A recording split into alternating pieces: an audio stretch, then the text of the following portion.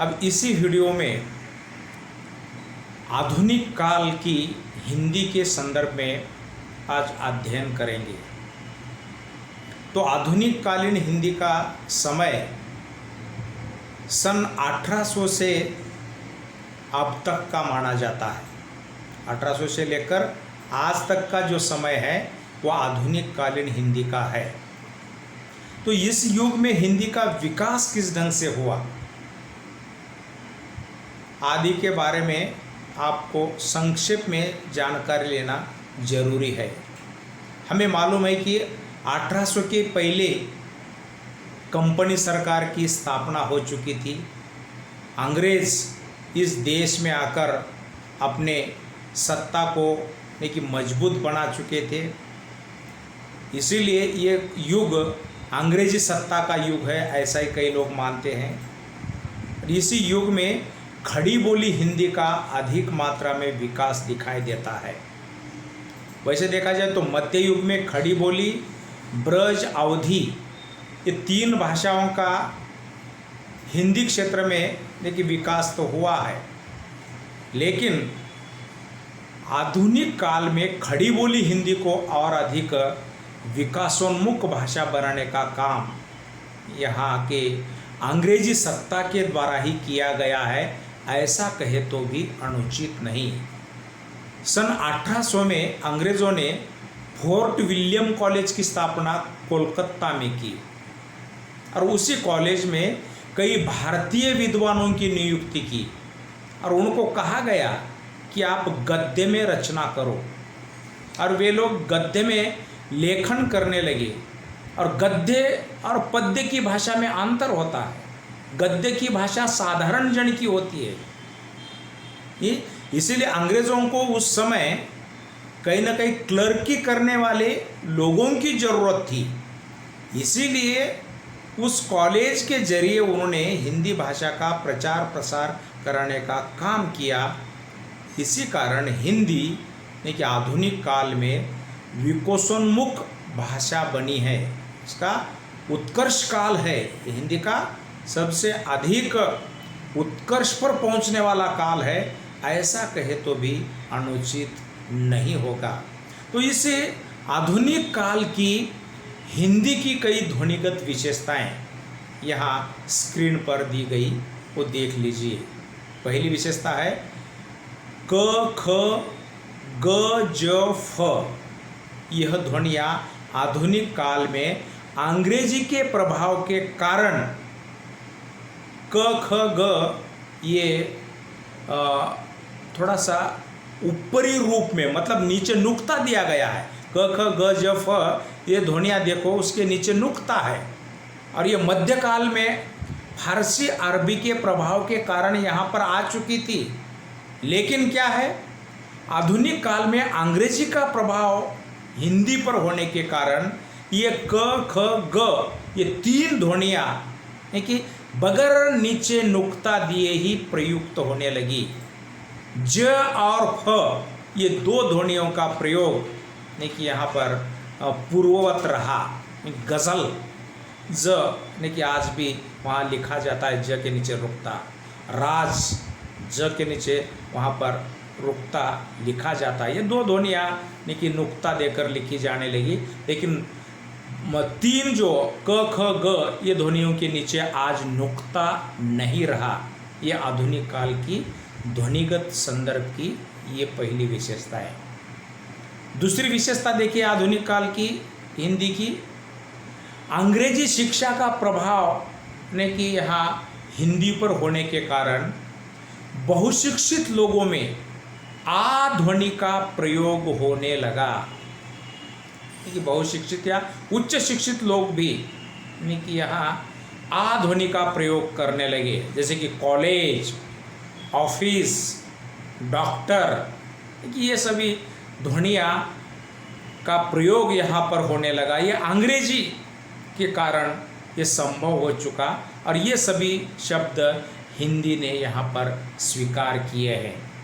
इतना ही नहीं, तीसरी विशेषता देखिए कि यहाँ अंग्रेजी शब्दों के प्रचार के कारण कुछ नए व्यंजन भी हिंदी में आ गए, जैसे कि ड्रॉ नामक ये व्यंजन हिंदी में मूलतः पहला ये व्यंजन नहीं था, लेकिन अंग्रेजी के प्रभाव स्वरूप ये आया है। और आज भी बोलचाल में एक साधारण से साधारण देहाती वर्ग, अनपढ़ वर्ग भी इसी ध्वनि का उच्चारण करता है। नहीं कि जैसे कि ड्रेस, ड्रामा ऐसे शब्द का उच्चारण करना है तो हमें इन्हीं ध्वनि पर निर्भर होना पड़ता है। अंग्रेजी के प्रभाव के कारण ये ड्रा ध्वनि हिंदी में आई है। और मैंने आप लोगों को इससे पूर्व काल का अध्ययन करते समय बताया था कि आदिकालीन हिंदी में अ और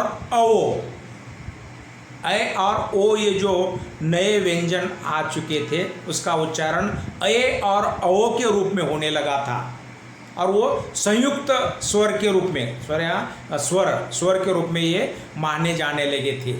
लेकिन आधुनिक काल में ये अ और ओ ये इस तरह से यहाँ पर लिखे जाने लगे, संयुक्त स्वर के रूप में इनको स्वीकार किया गया, लेकिन उच्चारण अ औ नहीं, तो अ औ इस रूप में आधुनिक काल में उच्चारण होने लगा।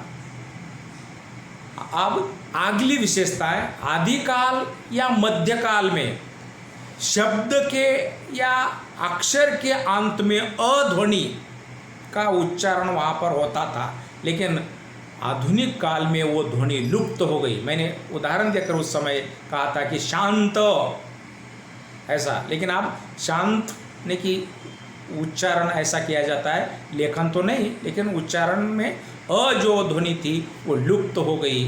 लेकिन मध्यकाल में ये लुप्त होने की प्रक्रिया में थी, लेकिन आधुनिक काल में इसकी प्रक्रिया पूरी हो गई। मतलब शब्दांत अ पूरा का पूरा नष्ट हो चुका है। ये एक आधुनिक काल की विशेषता। तो ये आधुनिक काल की ध्वनिगत विशेषताओं में क ख ज फ, क ख ग ज फ, ये ध्वनियों में से क ख ग नीचे नुक्ता नहीं, ज और फ के नीचे नुक्ता पूर्वरत रहा। अंग्रेजी शिक्षा के प्रभाव के कारण आ ध्वनि हिंदी में प्रयुक्त होने लगी, कॉलेज, ऑफिस, डॉक्टर जैसे। साथ ही साथ ड्रा ध्वनि का भी हिंदी में प्रयोग होने लगा, ड्रेस, ड्रामा आदि। नहीं कि मध्यकाल या आदिकाल में अ औ ये जो नहीं कि स्वर हिंदी में थे उसका उच्चारण अ औ के रूप में किया जाता था, लेकिन आज नहीं कि अ और औ इस रूप से उसका उच्चारण होने लगा, मतलब ये संयुक्त स्वर हो गए। और मध्यकालीन आदिकालीन हिंदी जो है उसमें शब्दांत या अक्षरांत अ था, अब ये पूरा का पूरा लुप्त हो गया। ये ध्वनिगत विशेषताएं। अब व्याकरणगत विशेषताएं देखिए, आधुनिक काल तक आते आते हिंदी जो है व्याकरण की दृष्टि से देखा जाए तो वो एक स्वतंत्र भाषा बनी। देखिए पहले क्या है, ब्रज, अवधी, भोजपुरी देखिए ये कहीं ना कहीं एक दूसरे के व्याकरण पर निर्भर थी, लेकिन आधुनिक काल में देखिए हिंदी की जितनी भी ये उपभाषाएं हैं वो सभी भाषाओं का एक स्वतंत्र व्याकरण बनाया। व्याकरण के दृष्टि से उन्होंने अपना स्वतंत्र अस्तित्व निर्माण किया, और हर एक भाषा का व्याकरण यहाँ पर स्वतंत्र हो चुका। खड़ी बोली हिंदी का व्याकरण यहाँ पर स्वतंत्र हो चुका है। व्याकरण से दृष्टि से देखा जाए तो हमारी हिंदी बहुत ही समृद्ध हो चुकी है, और व्याकरण के रूप हिंदी को प्रदान करने में महावीर प्रसाद द्विवेदी का बहुत सारा योगदान रहा। उनके कारण ही हिंदी व्याकरण सम्मत बन चुकी, क्योंकि उन्होंने सरस्वती पत्रिका के माध्यम से कई देखिए साहित्यकारों को व्याकरणगत सुविधाएं प्रदान करने का काम किया, और भाषा को उन्होंने परिष्कृत बनाया है। इसीलिए व्याकरण की दृष्टि से आधुनिक काल में हिंदी यहाँ समृद्ध या स्वतंत्र हो चुकी। दूसरी विशेषता हिंदी में क्या है, पहले भाषा वियोगात्मक थी, लेकिन वियोग का रूप और अधिक आगे बढ़ गया। हिंदी की संज्ञाएं साथ ही साथ धातु रूपों के अंतर्गत ही यहाँ वियोगात्मकता दिखाई देने लगी। शब्द जिस धातु से उत्पन्न हुआ है वो अगर हम देखते हैं तो उसमें भी वियोगात्मकता यहाँ पर दिखाई देती है। क्योंकि वियोगात्मक मतलब अलग अलग रूप से यानी कि शब्द संरचना यहाँ लिखी जाने लगी। तीसरी विशेषता है यहाँ हिंदी भाषा का प्रभाव यहाँ रेडियो के कारण, प्रेस के कारण अधिक बढ़ने लगा और परिणाम ये हुआ कि व्याकरण का रूप भी यहाँ पर स्थिर हो चुका है। हिंदी में देखिए ये प्रसार माध्यमों का कहीं न कहीं अधिक मात्रा में सहभाग बढ़ने के कारण हिंदी का व्याकरण रूप यहाँ स्थिर हो गया। अगली विशेषता अंग्रेजी शिक्षा और अंग्रेजी का प्रचार होने के कारण, अंग्रेजी क्या है वो शिक्षा का माध्यम बनी, प्रसार माध्यम भी अंग्रेजी कई स्तरों पर बनी। इसी कारण क्या है हिंदी भी उसके निकट जाने लगी या हिंदी के निकट अंग्रेजी आने लगी। इसका परिणाम यह हुआ कि समग्र व्याकरण के नियमों पर अंग्रेजी का असर होने लगा। मतलब मुहावरे हो या लोकोक्तियाँ क्यों न हो, ये सभी स्थितियों में कि अंग्रेजी का असर हिंदी पर पड़ने लगा। साथ ही साथ विराम चिन्ह जो हिंदी में पहले नहीं थे, कि यहाँ पूर्ण विराम, अल्प विराम, ये जो विराम चिन्ह, ये विराम चिन्ह पर आज भी हमारी हिंदी अंग्रेजी पर निर्भर है। अंग्रेजी के ही चिन्हों का वो यहाँ पर प्रयोग करती है। तो ये विराम चिन्हों का परिणाम अंग्रेजी के कारण हिंदी में हुआ है। तो व्याकरण की दृष्टि से कि यहाँ हिंदी अंग्रेजी के बहुत सारा नज़दीक आई है, ये भी हमें यहाँ पर मान्य करना होगा। तो आधुनिक काल के हिंदी का अब शब्द भंडार कैसा रहा? संस्कृत के प्रभाव स्वरूप तत्सम शब्दों का तो प्रयोग बढ़ता गया, देखिए आदिकाल में ही बढ़ा, साथ ही साथ उससे ज़्यादा भक्ति काल में हुआ या मध्यकाल में, और आधुनिक काल में भी इसका प्रयोग उत्तरोत्तर बढ़ता गया। और यहाँ एक बात ध्यान में रखना होगा कि गद्य की भाषा हिंदी बनी।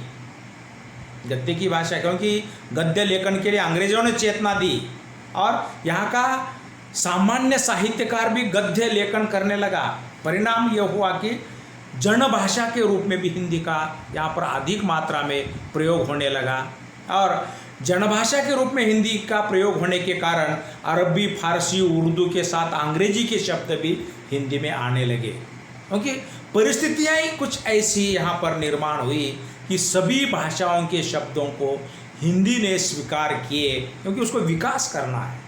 किसी भाषा के शब्दों के साथ परहेज करना बोले तो भाषा को वहाँ पर रोकने की जैसी स्थिति है।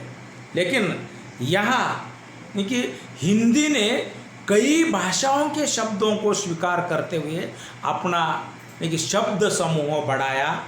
इसीलिए कि यहाँ हिंदी का शब्द समूह बढ़ता गया और हिंदी समृद्धि की ओर पहुँचने लगी।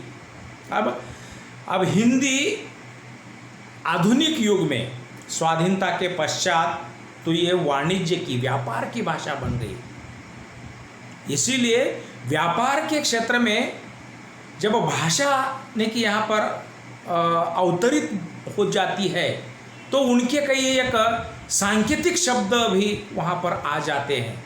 तो पारिभाषिक शब्दों की ज़रूरत हिंदी को पड़ी और व्यापार, वाणिज्य, मोबाइल, संगणक आदि क्षेत्र की हिंदी भाषा बनने के कारण इसमें पारिभाषिक शब्दों का समावेश होने लगा। और आज की स्थिति अगर हम देखेंगे तो लगभग 5 लाख से ही ज़्यादा शब्द, पारिभाषिक शब्द हिंदी में आए हैं। आज से 5 लाख से ही ऊपर पारिभाषिक शब्दों की संख्या आज हिंदी के अंतर्गत हमें देखने के लिए मिलती है। इस तरह से ये भाषा, हिंदी भाषा आधुनिक युग में बहुत अधिक चर्चा का विषय बनी, चर्चा में आ चुकी है। वो केवल भारत तक सीमित नहीं रही, लेकिन विदेशों में भी हिंदी के अंतर्गत बर्ताव होने लगा, व्यवहार होने लगा। विदेशों में भी कई आबादियां हिंदी में अपना विचार मंथन करने लगी। इसीलिए हिंदी केवल भारत देश की भाषा नहीं तो कि देश विदेश में भी फैल चुकी है, वहाँ पर उसका अध्ययन हो रहा है। इसलिए दिन ब दिन हिंदी यहाँ विकास की ओर पहुंच रही है। और आधुनिक काल अगर हम हिंदी के संदर्भ में देखेंगे तो ये बहुत ही उत्कर्ष का काल है। आधुनिक काल में हिंदी चरमोत्कर्ष पर पहुंच चुकी है। वो देखिए अपना बहुत अधिक मात्रा में विकास कर चुके हैं। इसीलिए देखिए ये हिंदी आज वैश्विक भाषा का रूप धारण कर चुकी है। और वैश्विक भाषा का रूप धारण करने के कारण हर साल आज विश्व के क्षेत्र में ही हिंदी के विश्व सम्मेलन आयोजित किए जा रहे हैं। भारत देश में तो करते ही करते हैं, लेकिन विश्व स्तर पर भी हिंदी के साहित्य सम्मेलन आयोजित किए जा रहे हैं। का कारण यही है कि हिंदी विश्व स्तर पर पहुंच चुकी है। तो आज मीडिया की भाषा हिंदी है, संगणक की भाषा हिंदी है, विभिन्न रोबोट की भी भाषा हिंदी बन चुकी है। देखिए हर क्षेत्र में मोबाइल की भाषा हिंदी बन चुकी है। और सब और हिंदी का प्रचार प्रसार होने के कारण हिंदी का व्याकरणगत रूप भी स्थायी बन चुका है। ध्वनिगत रूप में भी उसका विकास यहाँ पर देखने के लिए मिल रहा है। शब्द भंडार के ढंग से भी देखा जाए तो हिंदी एक समृद्ध भाषा बन चुकी है। तो इस तरह से हम एक स्थूल रूप से हिंदी भाषा का उद्भव और विकास इस अध्याय का अध्ययन कर चुके हैं। अब यह